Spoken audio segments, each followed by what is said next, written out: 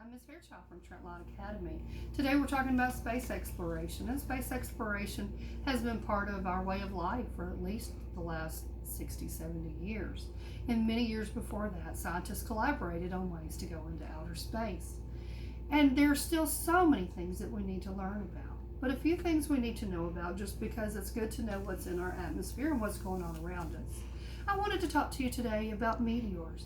Meteors are those little pieces of rock or metal that hit our atmosphere, and when they do, they light up. And you might see them and think, oh, look, a shooting star. And that may have been a meteor that you saw. A little larger one might be a meteoroid, and that might actually hit the ground. It might get through our atmosphere and come all the way in and land, and we might be able to find it. And then we might call that a meteorite if it's something big enough that you can pick up. A piece of meteoroid that hits the ground is a meteorite. We also know that there are asteroids out there in the world, and those are the small rocky objects that orbit the sun. Some of those asteroids may also be seen in the form of a comet, and those are chunks of ice, dust, rock, and materials that are just a few kilometers in size. Comets have a tail, and the way we see this tail is as that comet gets closer to the sun, the little bits of ice and rock heat up and they begin to glow, and that's where you get the beautiful tail that you see in the end of a comet.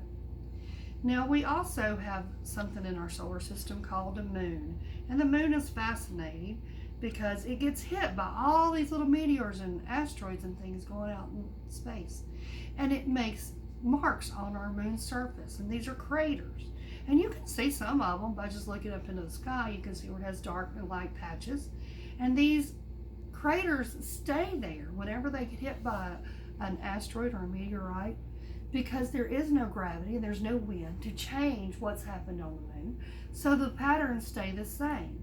So these are the craters, and craters are very individual. They're all very unique, and some of them are simple craters, which means they just have one concave to them, and some of them are more complex, and you'll notice here that they have maybe something going on in the middle, or they're not quite as defined and regular, and that would be your more complex craters.